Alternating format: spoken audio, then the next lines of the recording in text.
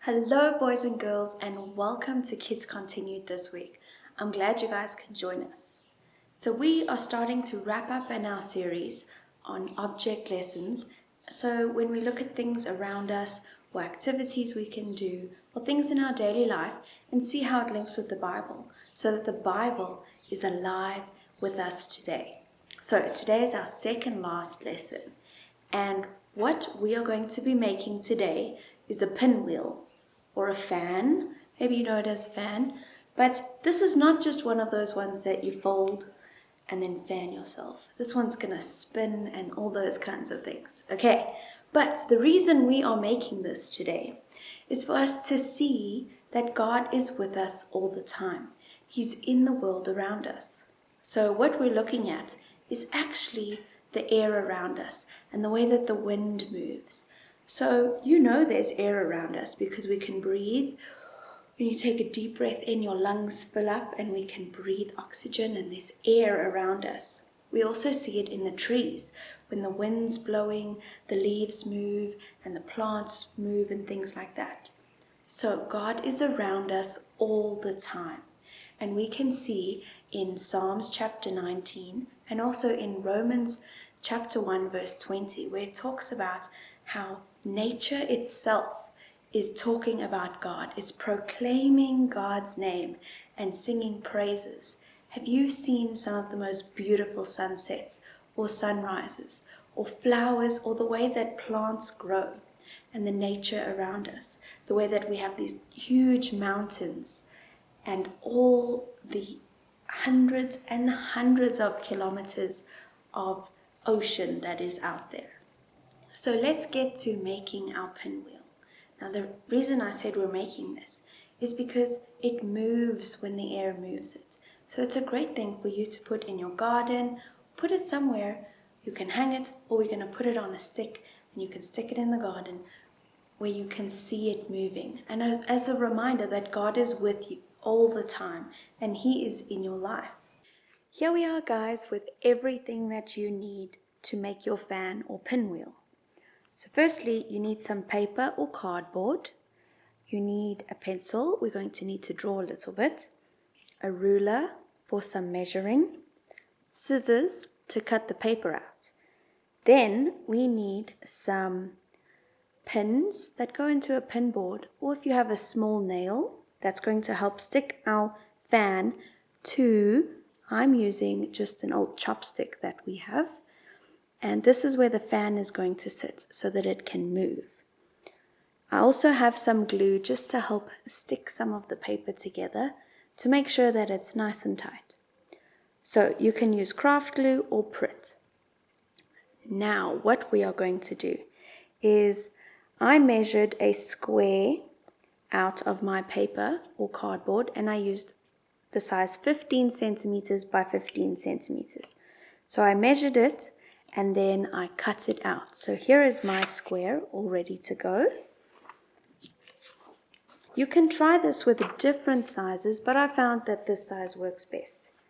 Then what we're going to do is just fold it slightly, not fold it really tight, corner to corner. I just want to try and find the middle of my paper. Okay, so I folded the one corner to the other side. Now I'm folding the opposite side.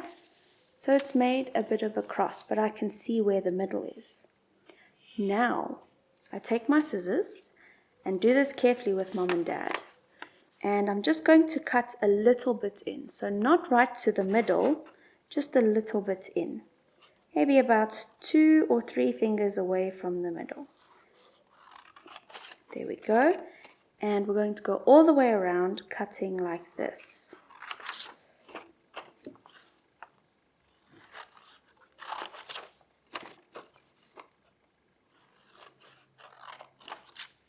There we are. Now it looks a little funny, but the cool part comes in now with the folding. We're also going to need our glue for this. So we are going to take a corner, and you decide which side you want to do it on. but you must pick the same side every time you turn it. So I'm going to start here at the top, and I'm going to put a little bit of glue in the middle here. Not too much, I just wanted to stick a little bit. Then I'm going to take this corner and stick it in the middle, so it overlaps a tiny bit. But now I'm not folding it, so I'm leaving this up. Okay, we've stuck that one. Then we're going to turn it and do the same thing. So a little bit of glue in the middle and fold the same corner. Okay. Can you see it's making a fan as we're going and adding more pieces? Oh, that one needs a bit more glue.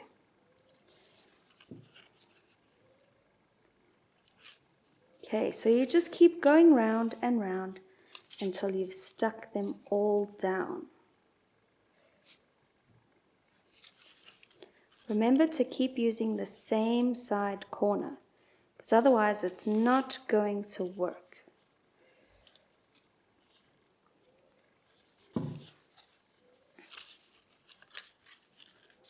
Okay, there we go.